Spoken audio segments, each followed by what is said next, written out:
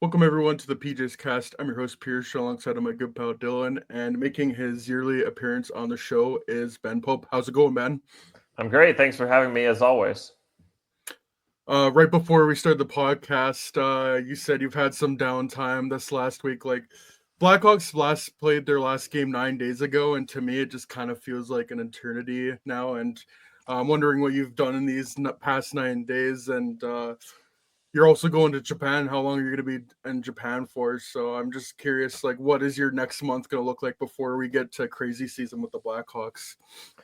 Yeah, so they played that Tuesday in Ottawa, and I'd say the Mm-hmm. rest of that week was still like full normal work for me. There were exit interviews Thursday, and that's just like a mind boggling amount of words. I think it was like 135 minutes of interviews or something, and I don't like we transcribed it all, and I don't even know. That could have been a book. So that really fries your brain that day. So and then I'm still writing through Friday. So it's been like 6 days since work ended, and just kind of hanging out, playing video games. Went to a couple Cubs games, and they were both crazy. So that was fun just to get to enjoy it as a fan, not have to write about it or do anything regarding it. Because when I'm covering Hawks games, I kind of root against chaos because that just makes my life harder. Don't mess up my article in the third period, guys. Come on. Yeah. So in this case, I can root for chaos and safely just enjoy it. So that's nice. And not a whole lot, but yeah, I'm headed to Japan next week, and I'll be in Tokyo for 9 days and then Kyoto for two at the very end. So I've never been to Asia before. So this will be definitely an interesting experience. I'm pretty excited for it. So yeah, covering the draft lottery, as we mentioned off camera, from Japan will be an interesting twist, but hopefully most of the other news can hold off until May 12th. I think you'll be good in that regard. And if we're being honest, I don't think this draft lottery. I mean, I guess it has some intrigue, but I feel like most Hawks fans are pretty content with whether it's first or fourth. Um, that kind of leads to my first question, if I'm being honest, Ben. Obviously, this is probably the biggest Blackhawks offseason since 2021. I mean, obviously the offseason they got Bedard was pretty big, but in terms of just we know they have to take a step forward in essence. What do you think? Like, so let's say they get third in the draft lottery. What have you been hearing about how the Blackhawks are going to attack if they move down in the draft?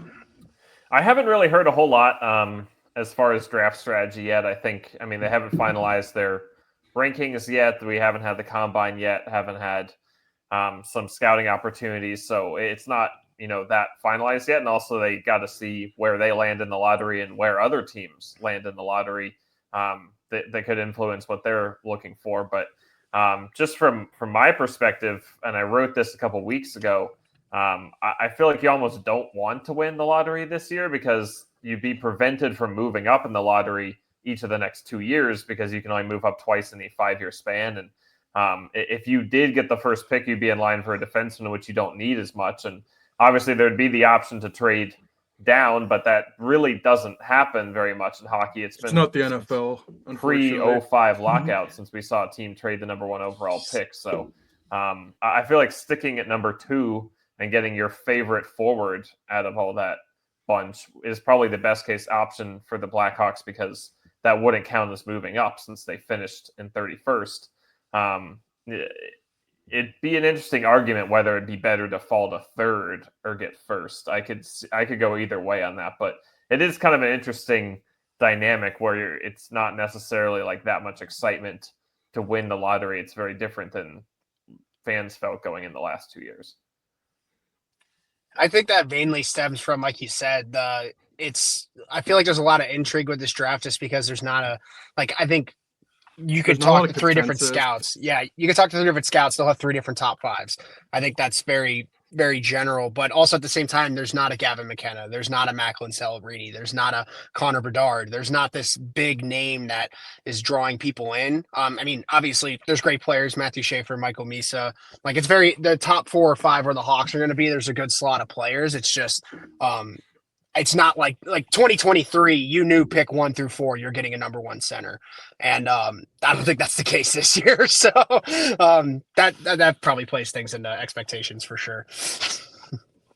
Yeah, for sure. It's definitely not as strong a draft class as the past 2 years, and maybe the next year. I think it's a little early to say, considering what everyone was saying about James Higgins this time last year, and now he might not even be a top Things five can pick. change So so much. yeah, things changed a lot. So as far as next year, I mean, it's hard to say, but it's definitely not as good of a class as the past 2 years. For Yeah, sure. when you're evaluating 17, 18, and like 19-year-olds, it's crazy how so much can change. Like so much is going to change within the next couple months because I think there's the World Under 18 championships, there's the Memorial Cup and the CHL, and then there's the draft combine. I feel that can change a lot of scouts' opinions a lot, and like recency bias very much does play into like scouts and GMs considerations for draft boards. And like I think of 2023, obviously the Blackhawks right from the get-go knew they were going to draft Connor Bedard. And from what I heard last year, it sounded like they were pretty set on getting Artem Levshunov, even though they kind of had that debate with Ivan Demonov. But I feel this year it's going to be more like the 2022 draft of Montreal, like where we had no idea. It could have been Shane Wright, maybe Logan Cooley or Slavkovsky, and it went right down to the end. The Habs took Slavkovsky. So yeah, if the Hawks do move up at number one, it's going to be very interesting to see if maybe they really do like Matthew Schaefer and they pick him, or they really like Michael Misa as a forward and they pick him. But I feel like the draft lottery is really going to set the tone what they do this offseason. Yeah, for sure. I mean, it's a big event no matter what, and especially with them probably being more active in the trade market this year. I mean, I don't think they're going to trade whatever top pick they end up with, but just kind of setting the market league wide. And if a kind of team with long shot odds wins the lottery, maybe that changes the complexion of what they're trying to do or that sort of thing. So it's always the first domino to fall. And my first question is, I feel like the last few years have been miserable as Hawks fans. I remember in your article you wrote like the Blackhawks are the first team since the late 90s, early 2000s, Tampa Bay Lightning to go 5 straight seasons without reaching 30 wins. And like, obviously, if you're a fan of any other NHL team, you're like, oh, boo-hoo, like you won 3 Stanley Cups. Like realistically, we could die without seeing another Hawks Cup and we'd be just fine, honestly. But it's been tough, it's been miserable, and just like mixing the off ice stuff, like it's not really been that fun of a time to be a Hawks fan. And like particularly the last couple years, it was just like we got to the end of the season, it's like, oh, thank God it's over. Like it's more like a funeral and autopsy. It's like, thank God it's over. Whereas I'm fascinated this year, like how much the vibe shifted, like in the last month, like Seth Jones being traded and them adding guys like Sam Renzel and Oliver Moore, even Ryan Green and Artem Levshunov was called up. Like just seeing the debates, though, the big debate between like, oh, the Sharks are like such good vibes, like it's all sunshine and lollipops there, even though they lost like 5 more games than the Hawks, or like they won 5 less games. And to me it's interesting like to see how much the vibes have shifted with all the young players coming up in the last month. And I just want to ask you what it's been like how that shift has been and how it's been, how different it was at the beginning of the season walking into the locker room as opposed to the end of the season. Well, I think the whole Sharks Hawks contrast was much more like a social media thing than a real life thing. The echo chamber. Yeah. Yeah, I feel like, I mean, a lot of people who aren't Hawks fans root against the Hawks for understandable reasons, whereas no one really dislikes the Sharks. So they're kind of more the lovable losers. And Celebrini and Smith have just kind of more playful personalities than Bedard does. I think there are a lot of factors going into that. It's their first year, so kind of expectations are lower maybe than for Bedard. But it was definitely kind of the most enjoyable few weeks of the season were the last few weeks. And I was talking to Landon Slaggert a little bit before the end of the year, and he's talking about, wow, I really wish the season could keep going. Like, I feel like we're just getting started here. Yeah, that's kind of how I felt too. Yeah, it felt like the first 60 games were just kind of nothing, and then the last 20 finally were meaningful, and we wanted more of that, especially the way they finished going 4-1-1 down the stretch, and the way Nazar was playing and the way Renzel was playing. I mean, yeah, it'd be really exciting to have gotten to see more of that, but we'll have to be patient until the fall. But it was definitely exciting towards the end of the year. I think there was some tension between some of the veterans that were still there who had lost their jobs or fallen down the lineup, and the kids. And I think that was not necessarily the easiest even after Jones was traded. I think that's looked at maybe a little bit too much as like, oh, that solved the whole problem, and that's not really the case. But I think next year everyone coming in will know exactly what the deal is, and that this is the kids team, and that they're going to get the opportunities. And we may see some veterans move this summer, or certainly whoever comes in is going to be well aware of that. So, and talking to the team leaders at X interviews, talking to Foligno and Dickinson and Murphy and Donato, I think they get that, and they're fine with that. Like, Foligno's role decreased enormously this year, and he didn't seem upset about that. So it's not a universal thing, but I think for some other guys, even guys like Maroon, who are kind of being celebrated down the stretch, they were not the happiest with the situation. Martinez too, for that matter.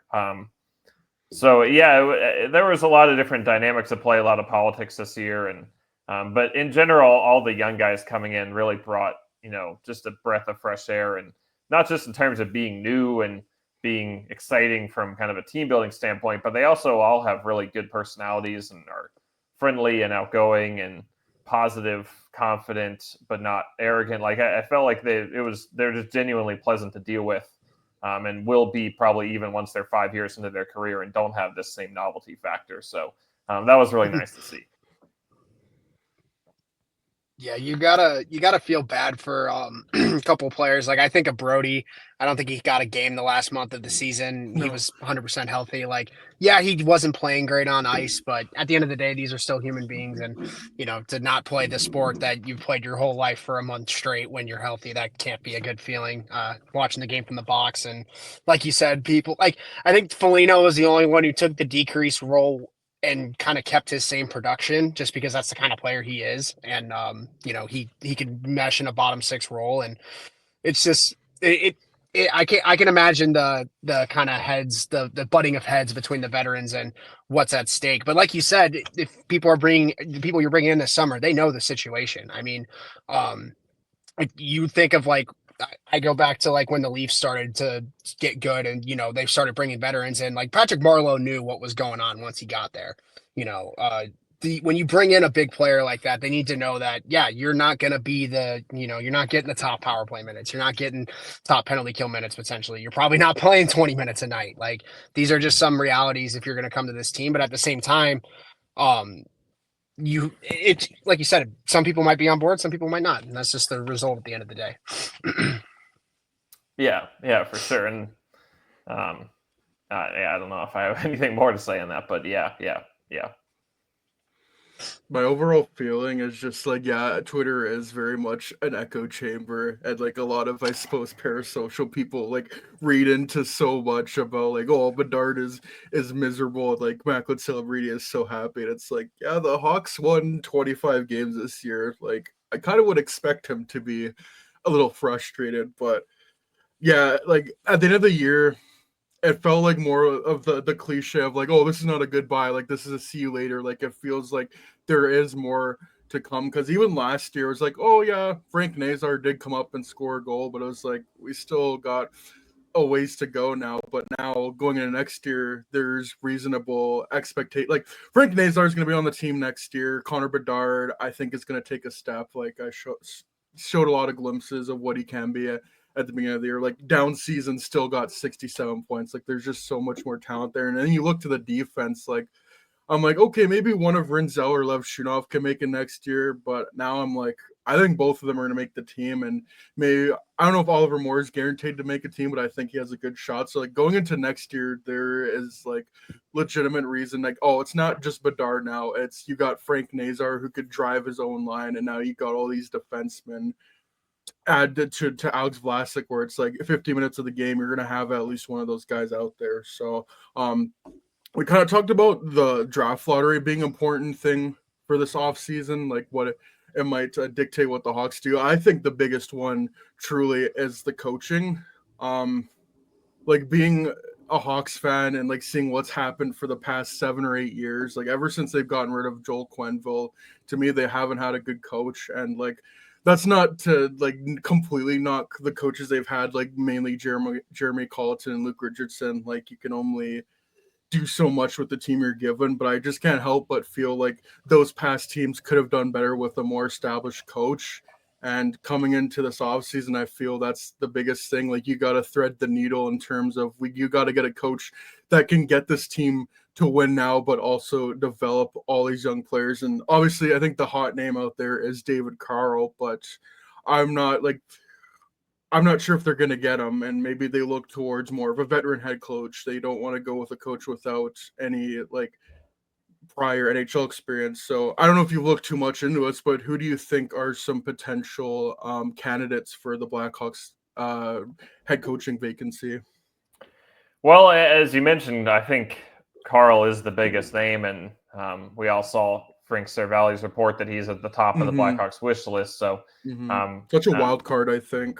Yeah, but there's the question of whether he goes to the pros, and the question of if he does, which team he signs, and with. So a lot of unknowns there, just because he's the Blackhawks' number one option doesn't mean that they're going to get him or anything close to that in terms of certainty. But it is interesting that he has no NHL experience, just the way their past four coaches, if you include interims, have. And I think going into the search, everyone expected they would pursue an experienced coach. And we heard Davidson say at X interviews that while he would like to have a coach with experience, that like it's a feather in a candidate's cap, is the way he put it. It's not a prerequisite, which to me is kind of alluding to trying to go down the Carl route. I think another factor is there aren't a lot of great coaches available that do have experience. There's nobody who really stands out as like this would be a great option. It's not like you want to bring in Tortorella or Laviolette or anything like that. So it's not the candidate pool really isn't that impressive outside of Carl, at least to me right now. But there's always guys that don't really get heard about, and then all of a sudden they're getting hired. So it's just such a big pool. There's guys in AHL, assistant coaches. There's just so many coaches. It's hard to really know exactly who the pool is, but it doesn't really stand out as anyone that exciting other than Carl. We say that right now that the pool isn't interesting, but I don't think there's nothing like a first round loss that could make some NHL front offices go crazy. So I'm not saying it's going to happen for certain, but like I think to a few years ago where like Bruce Cassidy was let go by the Bruins, and you're like thinking that's crazy. No team would ever do that, but I truly do think first round losses like do make teams go crazy. And I'm just like thinking maybe what if Dallas goes crazy and fires a Pete DeBoer or whatever. I don't know, but yeah, I still think like this is the most important step for them to take, because I just feel with Davidson, and like granted there's interim coaches in there, but like this will be the fifth coach under him, because he had Colleton technically for a bit, Derek King as interim, then Luke Richardson, and then now you had Sorensen as interim. I just don't know how many chances you're going to get with this, so I feel he truly has to nail this. And I've said this on the podcast before, I feel they could put together a decent team, but at the end of the day, like if you can't get a team to play with structure, it's ultimately meaningless. And I feel you need a good head coach for that. Yeah, this is a huge hire for Davidson. It's not certain that this is the last hire he'll get to make, but it might be. And this is also just in terms of the rebuild, like the time you got to start climbing the standings and developing these young guys who are graduating into the NHL. So it's not just from a job security standpoint, but also just from an accomplishing your goals. This is a huge hire. So it will be really interesting to see how that goes and the timeline it takes. I know he said that he'd like to get it done sooner than when he hired Luke Richardson his first summer, which wasn't done till late June. And he mentioned that he was calling for interview requests around the combine first weekend of June. So he wants to do it sooner than that, and that makes sense to me. But yeah, it'll be big. I think in general, I don't know. I'm kind of the opinion that coaching impacts are overrated in hockey and really all sports. I've just never been a huge believer in it being as big as people think it is, but it is important without question. And especially with a young team like this, where they have a lot to learn and their habits need to be molded. So in this situation, it probably matters more than for a more experienced team that's already accustomed to what they need to do to succeed. So that's kind of my perspective. I kind of view coaching as like Goldilocks and the Three Bears. It's like, oh, this coach is too tough, or like this coach is too soft. Like, oh, this coach is like like perfect. Like, I think of Vegas. I think they had Gallant, fired him, and then they had DeBoer and fire them, and then we got Bruce Cassidy just right, and he won a Stanley Cup. That's kind of how I view coaching. Like, it's so interchangeable, but when you do find the right one, like just a certain voice can click with a group, and they completely buy in, and you can go on deep playoff runs and win a lot of games.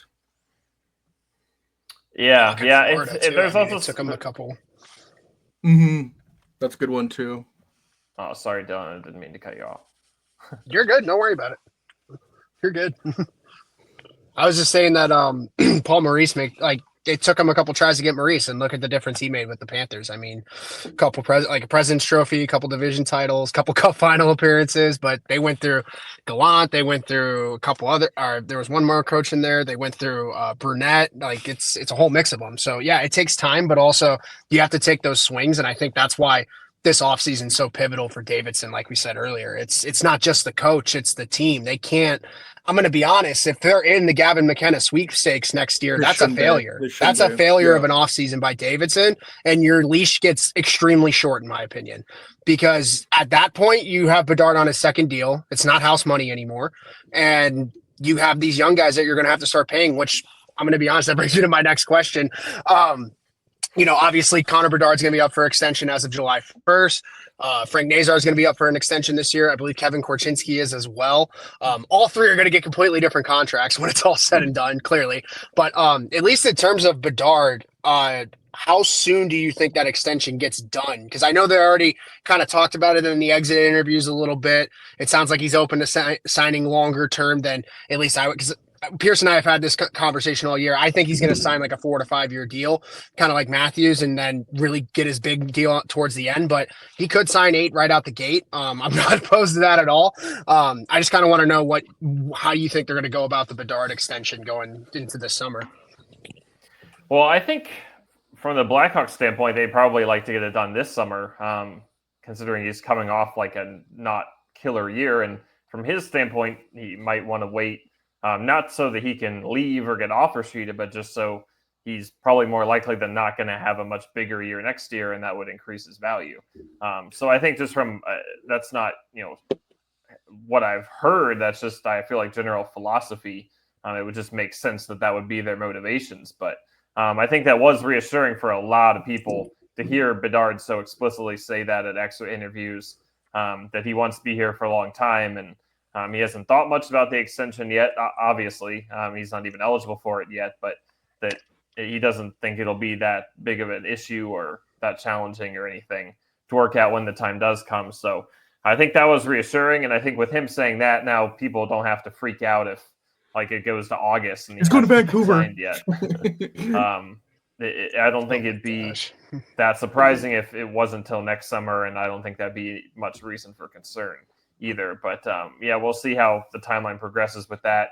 I kind of, if I had to guess, I would say it will be the 8-year deal. I mean, I think he seems like the kind of guy who just wants to focus on hockey. I don't think he's, that it's obviously he wants to make as much money as possible. And he's not going to just throw things away, but I think signing long-term would make sense just for kind of the way his brain works, that he can just get that out of the way and focus on it. And he'll be getting a pretty hefty paycheck no matter what. And for the Blackhawks, obviously that would be ideal for them too. So if I had to guess, that's the way I would predict it would go, but I don't think they have really, gotten too much into the nitty-gritty yet. Makes sense. Obviously, you're still in the tail end of the season. No, you're good. Go ahead. Oh, I was going to say, I know how hockey players mostly operate.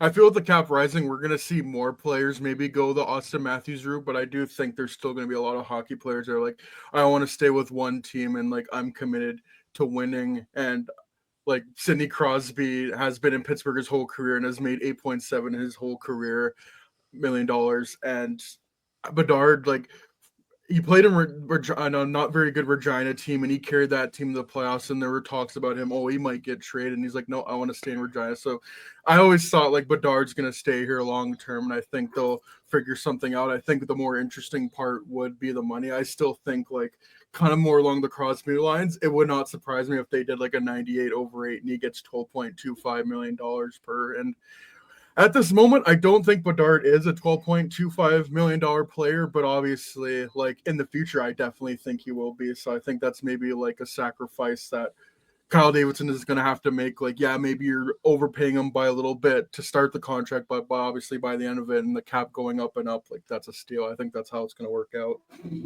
Yeah, 12 million per seems like a reasonable guess, I would say. And I hadn't thought about that 98 thing, but yeah, that would be. We know how hockey players love their number. Yeah. So yeah, that's an interesting idea. Yeah, that seems like a reasonable guess to me. And you got to think too, at least in terms of 8-year deals that have had that happen. I think of Jack Hughes specifically. I remember he signed after that second year when I think he was on a 50-point pace that year. And everyone was like, what the heck? Why are you giving this guy 8 times 8? And now you can argue that's the best contract in the league. So, that's why you sign that 8-year deal. That's why you take that chance. And I think there's not a better player to take that chance on right now than Connor Bedard. And, clearly with the way they're going to build out the roster, it's going to be something stellar to see. And I think that brings me to my next question as well, Ben, which is, obviously, like I said, big offseason for Davidson. That comes with trades and free agency as well. I think he mentioned after the Seth Jones trade, we're not looking to acquire picks anymore. We're looking to kind of use those picks to build up the roster more. And, we don't know what free agency is going to look like. It's about two months out, a lot can change, but there could be some big names out there in terms of forward and in terms of defense that they could bring in. I just kind of want to know, what do you think would be like realistic expectations for maybe how Davidson attacks this offseason in terms of, free agency and trades potentially? Yeah, I think he's going to be pretty aggressive trying to get at least one star player. I mean, that word is overused, but a high-end player. He's gone out of his way time and time again to couch that and say, it takes two to tango, and like can't decide what other teams are willing to give up, or how things will go, who makes it to the free agent market, all that. And I mean, he's right about that, but I think he's going to try his absolute best to get somebody. I mean, last summer we talked to him in Vegas at the draft, the day before the draft, and he had a lot of couches about, I don't know how busy we'll be this summer, and they ended up signing a ton of guys. It didn't really work out too well, but they, in terms of volume, were one of the busiest teams in the league, and I think this will be kind of the opposite of that, and that I don't think they'll bring in more than a couple guys, but they're going to try to make them really good players, really high-end players, better than anybody they got last summer, like above the Bertuzzi, Teravainen tier for sure. So I think whether it is in free agency, if Marner makes it to market, obviously they're going to be one of the big players for him, along with like half the league. And there's other guys. There's Bessers, there's Ehlers, Tavares. I don't know if those guys are nearly on the same tier, but they're interesting, solid players for sure. And then they do have a lot of trade pieces, and I think they are willing to be more open to that, more aggressive on that front. If Marner doesn't make it to market, or they don't get him, or if they don't love the other options on the free agent market.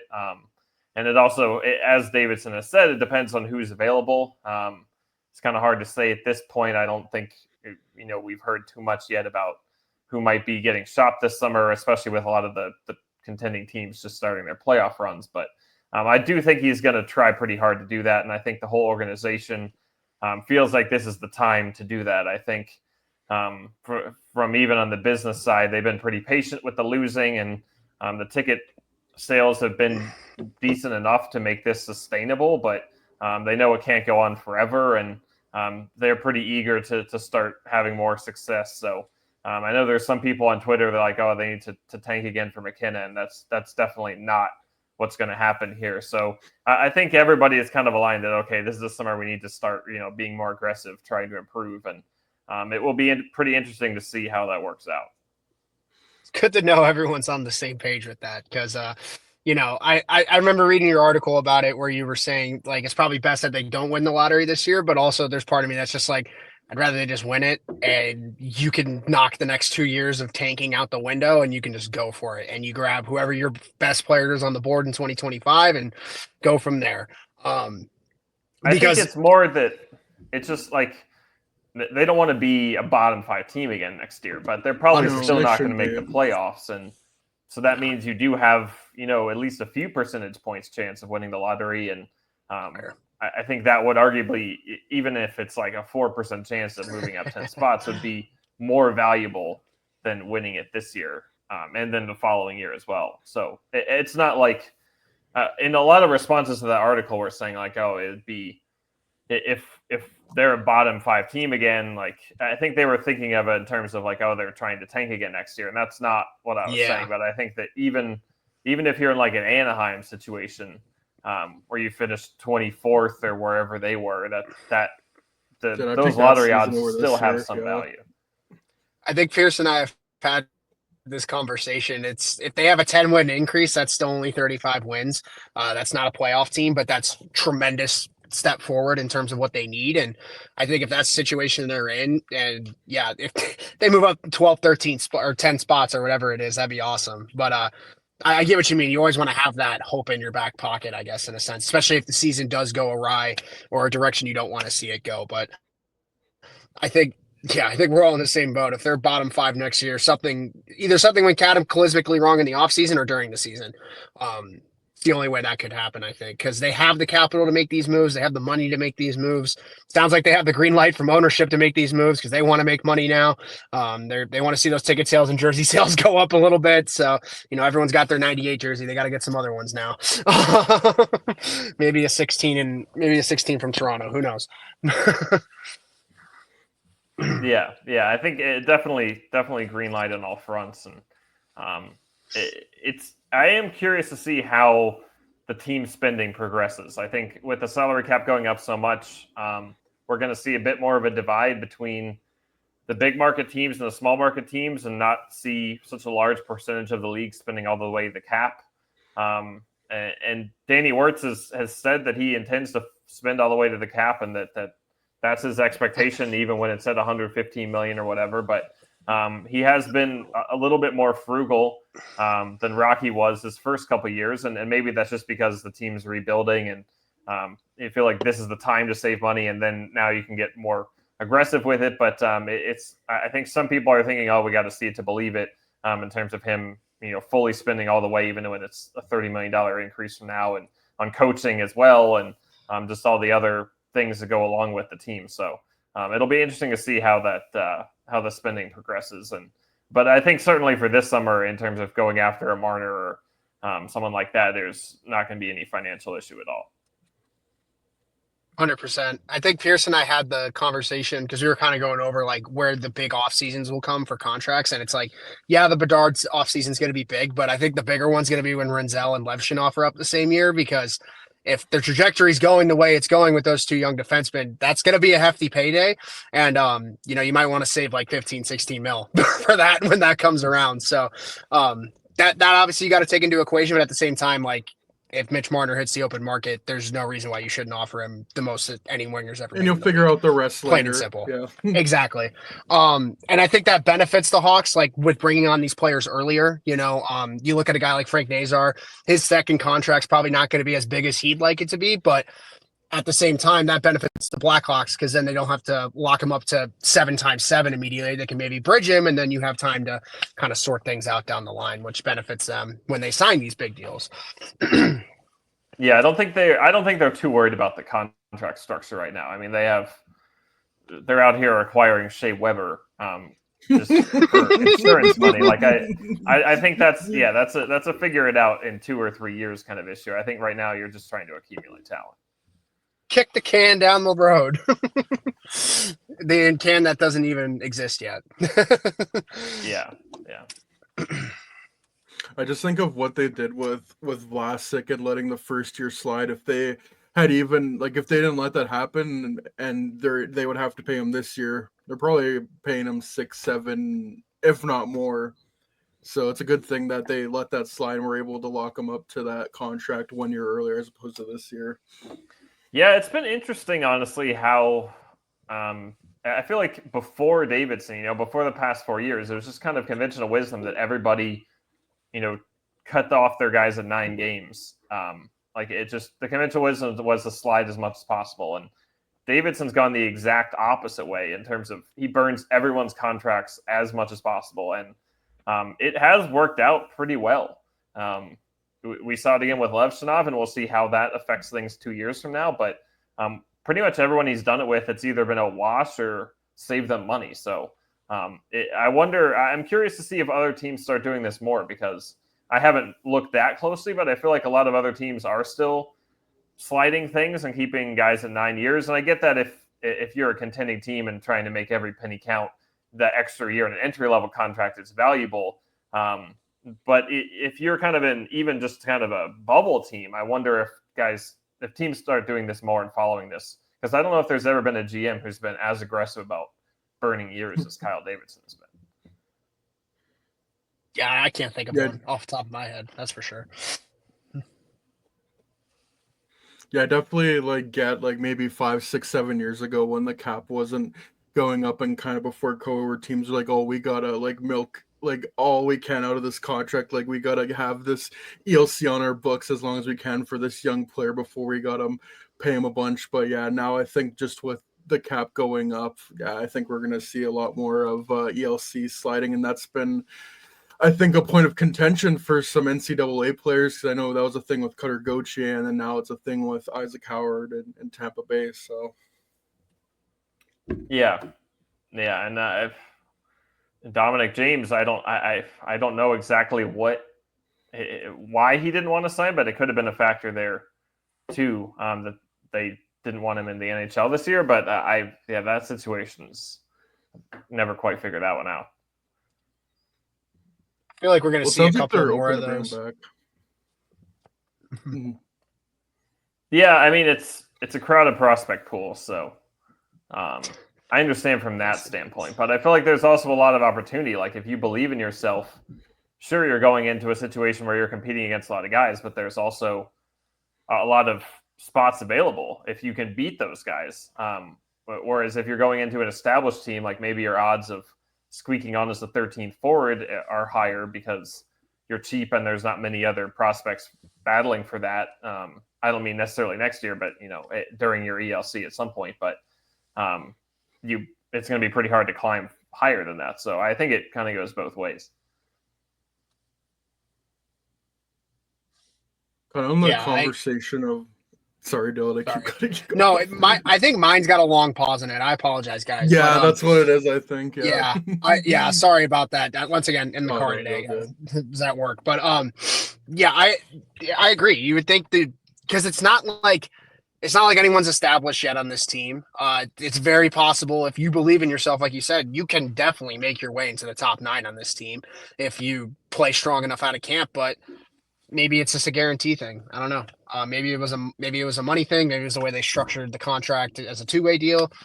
Who knows? But if I'm being honest, losing Dominic James is not going to make or break this team for the Blackhawks, because they've drafted so much. So now that I said that, the next Carter Verhaeghe, get excited.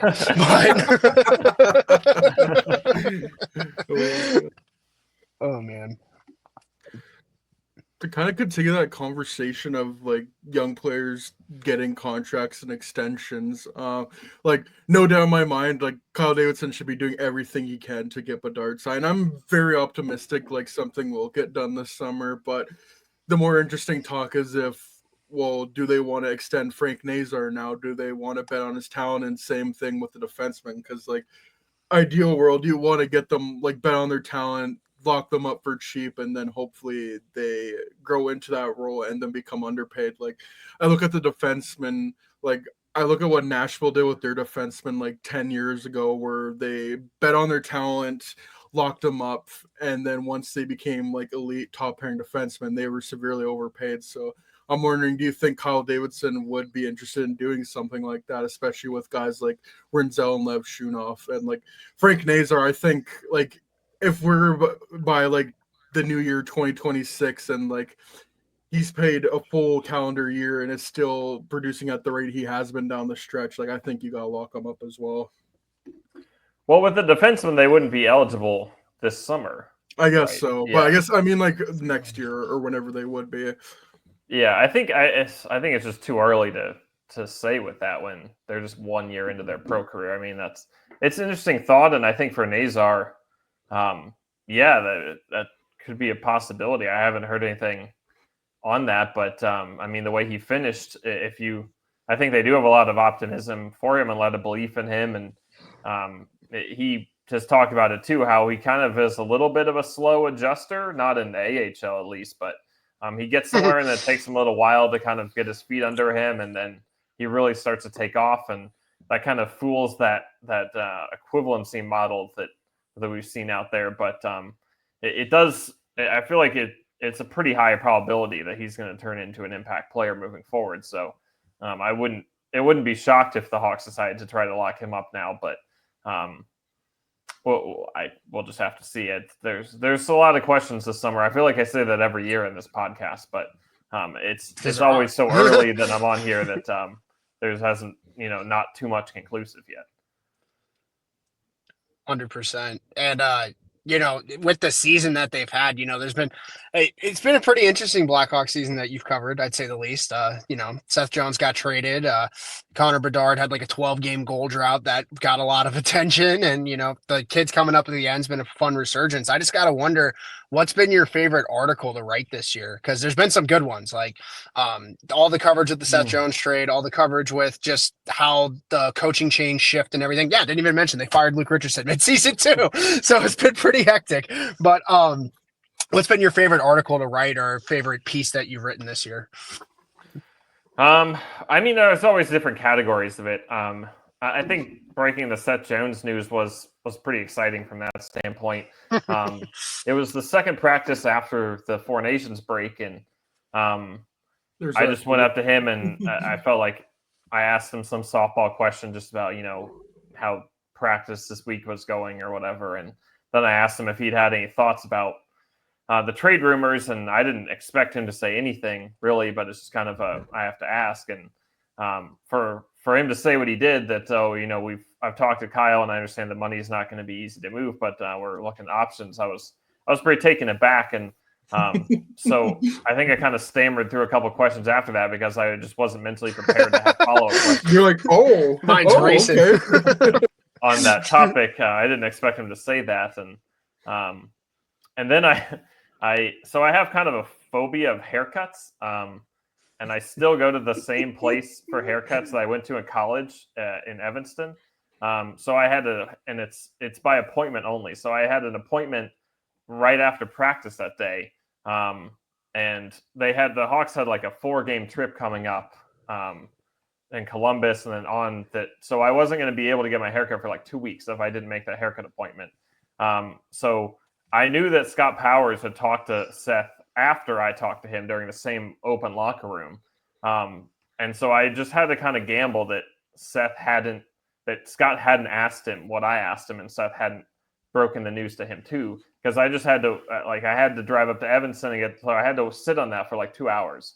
So I was really nervous that like someone else was going to break it. So then I went to this coffee shop, which is next door to the haircut place, and wrote it there.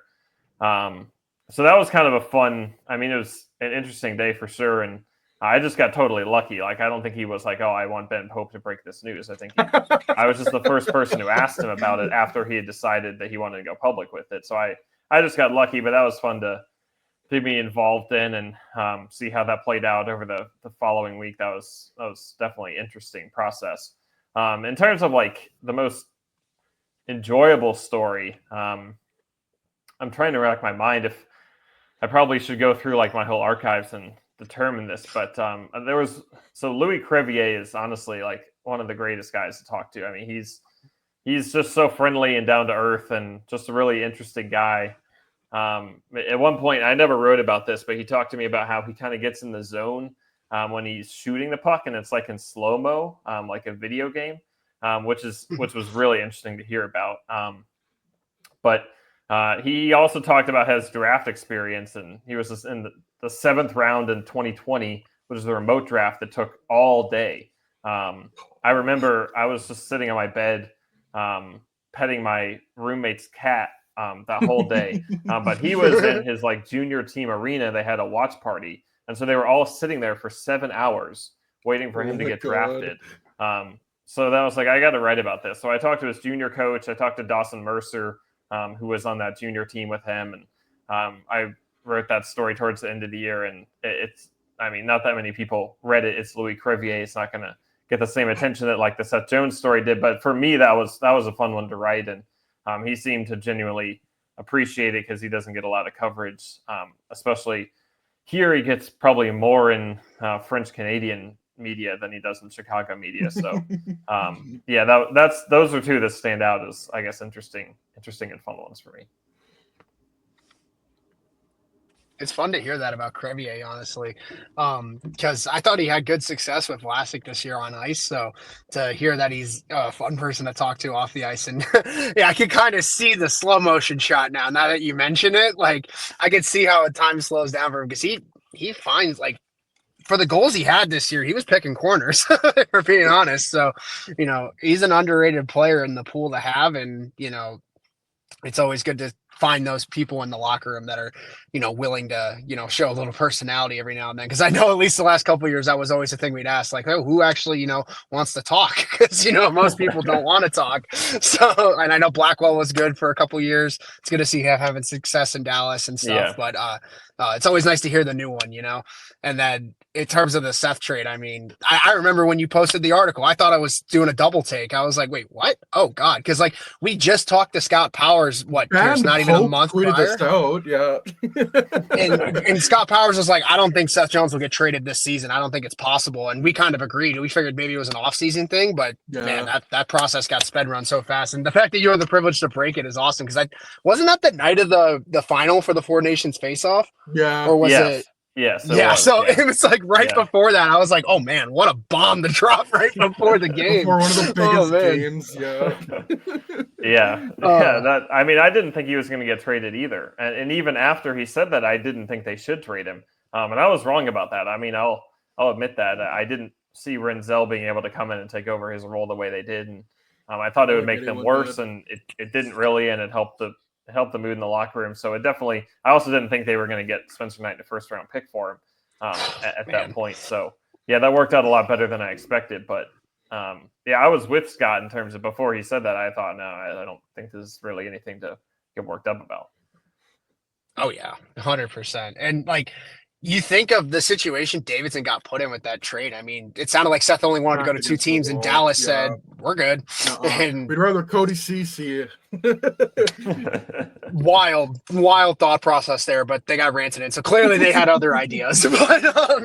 But they backs against the wall, and you still came out with the first round pick and a starting goaltender. And Spencer Knight looked great as a Blackhawk. And, that was like the big talking point, I think, when Spencer Knight got traded here was, we don't know how he's going to handle all the shots he's going to face, because he's going to face like 15 more shots a game on the Blackhawks than he was at the Panthers. But he seemed to adjust pretty well. Obviously, there was a couple dud games in there, but I'm not going to pretend like the Blackhawks are world beaters on defense. So, there's going to be some chances here and there, but sounds like he's fit right in with the team, and you might have a potential one goalie going forward. And it gives you some reassurance when you have those question marks like a Comesso and like a guy in the pool right now. And Soderblom had a good resurgence, which was good, but it's nice to have that reassurance for sure. And talk about a guy who's fun to talk to. Right? Spencer Knight he is a great quote. He's really thoughtful. Quote machine. And he's kind of like Tracy Myers actually made this comparison, but he's kind of like John Cooper in player form, where he just talks really slowly, but it's just because he's thinking through what he's saying, and then he just has like a perspective that no one else shares. It's really, really interesting guy. I think he looked good, not amazing, especially when he came back down to earth after his first two games. But you can see how talented he is, and his technical ability, and he's very dedicated to practicing and improving. So I think he should be the guy moving forward. I'm not too worried about his kind of up and down final month. Even though he did face fewer shots against than I thought he would. The Hawks actually I think a decent number of his games, he had like 25 or fewer shots against. It wasn't nearly the barrage that we thought maybe it would be. You're right. They did kind of turn it around once Renzel got in the system. I feel like there was a lot of low. Maybe it was not low event, but it's just they were forcing a lot outside, so they weren't getting a lot of shots through. And I think that leads to success. I mean, we've seen it. Like those Hawks teams were built on their defense as much as it was their offense. So to have that structure in front of a goaltender like Knight, like that's exactly what you want. Honestly, they're building it the right way on the back end. And I mean, you look at a team like Vegas, you look at a team like Florida. They just have these horses on the back end, and Hawks are starting to shape up to that, which is pretty sweet. Yeah. Yes.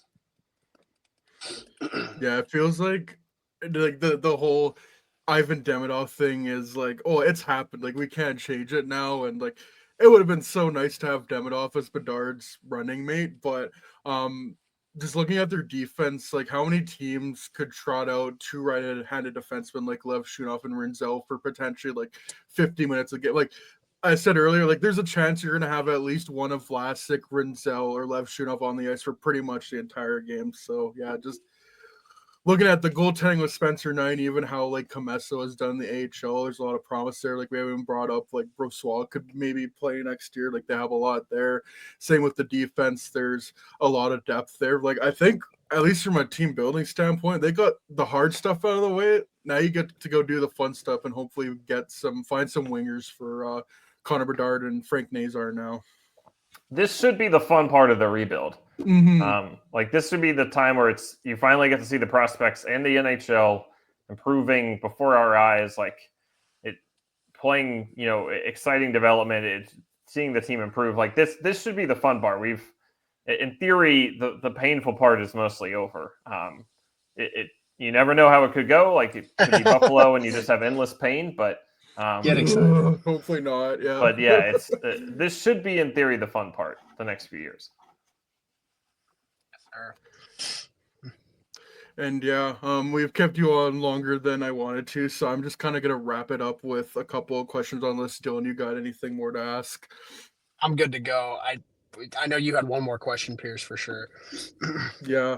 They kind of link together, but I have the first question is, what do you think could be a realistic goal for the Hawks next year? Because again, this year I said if they hit 30 wins, I think that's realistic, and I think that would be good for this franchise. But rebuilds progress isn't always linear. Maybe they took a step back this year, but then maybe next year they get closer to 35 wins. So I'm wondering what would be a realistic expectation. I mean, everything would have to go right for them to make the playoffs like Montreal this year. But I even think if they get 30 plus wins next year, that's a big step. And most importantly, if all their young guys are producing and playing big minutes. Yeah, I think I said this past season that 30 to 32 wins seemed like a reasonable goal, and they obviously didn't get close to that. Hey, I got 25. But I think 30, 35 would be a nice target to look for, as you said. I think Montreal is like the absolute best case scenario, that they kind of get some luck. The young players take steps. The veteran players play well. Things kind of break their way and they squeak into the playoffs. I mean, that's very, very unlikely, but that's the best case scenario. I think more likely is that they're Anaheim, the way I mentioned earlier. And I would still gladly take kind of that, finish yeah. in 24th or 25th in the league and win like 34 games or however many Anaheim won. So I think that maybe is the most realistic, but still, generally favorable outcome, I would say. Hey, that's a 10-win increase. We take those. We take those. Yeah. I don't know. I just want to see this team, compete, maybe more into January and February where we say it's over as opposed to the beginning of November like it has been the past few years. That's all I want, really.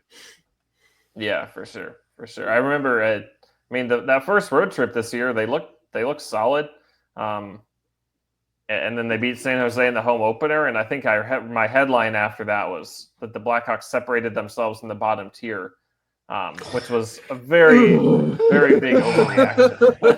Yikes. So, yeah, they're gonna need to prove it for more than a week next season. And then 1 week at a time, right? Yeah.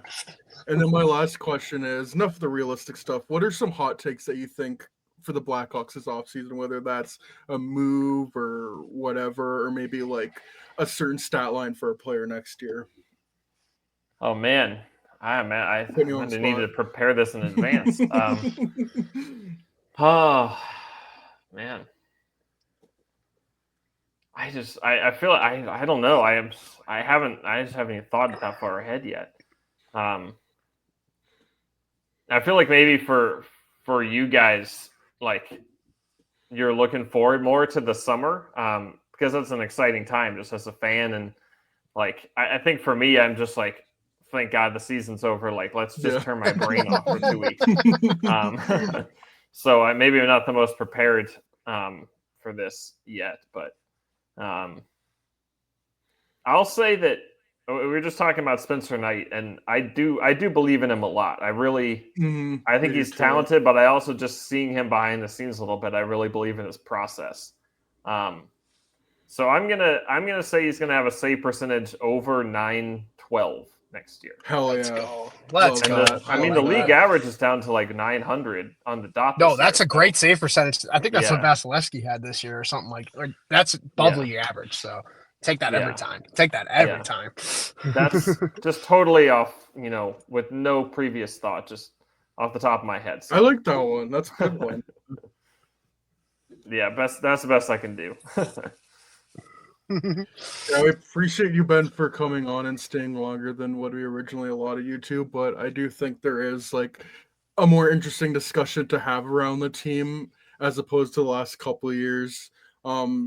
Last year, like couple of years, we felt like I remember after the 2023 season, we were just like, oh, the whole thing was fucked up because we beat Pittsburgh in that one game, and now we have third best odds to get Bedard. And it's been funny to see how that played out, how we got Bedard, and then last year it's just like, oh, get this season over with. But now, yeah, at the end of the year, it's like, oh, I want to see this team play more. All the young guys are coming up, and yeah, I'm just hoping this off season, like, there is a lot of work to be done, but I do think with like the assets that they have and all the young guys they have coming up, I think Kyle Davidson can nail this off season and again, not get into a playoff spot, but like really take huge steps.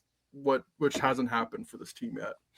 Yeah, I think everyone kind of needs to see that happen. I mean, there's a lot of reasons for optimism right now, but it's going to go a long way for the sanity of everyone to actually see some tangible progress in terms of wins and losses in the NHL.